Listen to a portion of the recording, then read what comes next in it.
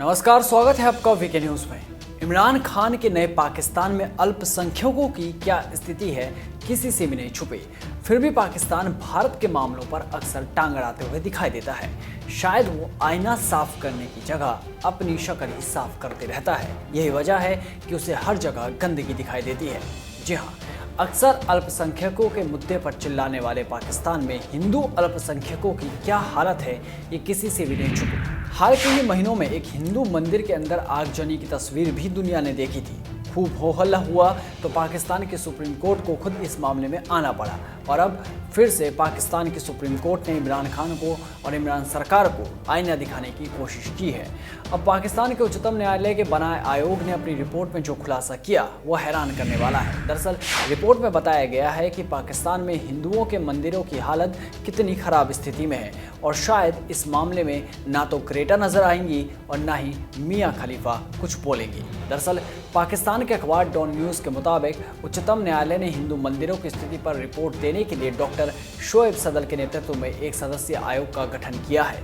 इस आयोग ने शीर्ष अदालत को 5 फरवरी को अपनी 7वीं रिपोर्ट पेश की है। रिपोर्ट में अफसोस जताया गया है कि इवैक्यूई ट्रस्ट प्रॉपर्टी बोर्ड यानी ETPB ने हिंदुओं के अधिकांश प्राचीन धर्मस्थलों को संभालने में विफल रहा। इतना ही नहीं, रिपोर्ट में देश में स्थित हिंदू समुदाय के सबसे सम्मानित स्थलों की निराशाजनक तस्वीर प्रस्तुत की गई है। रिपोर्ट में कहा गया है कि डॉक्टर शोएब सदल के आयोग की स्थापना सुप्रीम कोर्ट द्वारा की गई थी। हालांकि इसमें 3 सहायक सदस्य डॉक्टर रमेश वांगवानी, साकिब जिलानी और पाकिस्तान के अटॉर्नी जनरल भी हैं। यहाँ आपको बता दें कि अटॉर्नी जनरल ने डिप्टी अटॉर्नी जनरल को आयोग की तथ्यान्वेषी गतिविधियों में भाग लेने के लिए नामित किया था। आयोग के सदस्यों ने 6 जनवरी को चकवाल के कटस राज मंदिर और 7 जनवरी को मुल्तान में प्रहलाद मंदिर का दौरा किया और रिपोर्ट में पाकिस्तान के 4 सबसे ज़्यादा प्रसिद्ध मंदिरों में से 2 की जानकारी दी गई है और इसके साथ इनकी तस्वीरें भी रिपोर्ट में दी गई।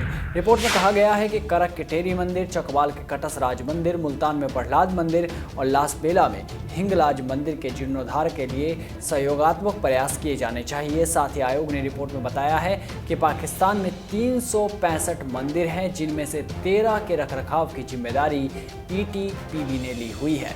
अब सवाल ये कि बाकी के मंदिरों का क्या उन पर ध्यान नहीं दिया जाना चाहिए?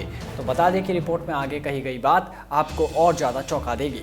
रिपोर्ट के मुताबिक 65 मंदिर ऐसे हैं जिनकी देखरेख हिंदू समुदाय खुद कर रहा है, तो वहीं 287 मंदिरों को भूमाफियाओं के हवाले छोड़ दिया गया है। यानी उन मंदिरों की देखरेख कौन कैसे कर रहा है, शायद ये बात प्रशासन को भी नामालूम हो।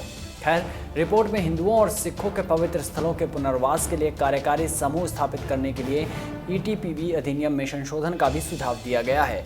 रिपोर्ट में आरोप लगाया गया है कि 73 साल बीतने के बाद भी ETPB की रुचि सिर्फ प्रवासित अल्पसंख्यकों की महंगी संपत्तियों को कब्जे में लेने में रही।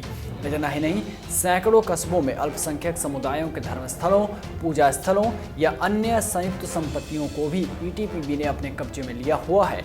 अब ऐसे में सवाल तो उठेंगे ही कि इस रिपोर्ट में जो खुलासा हुआ उसके बाद इमरान सरकार क्या फैसला लेती है।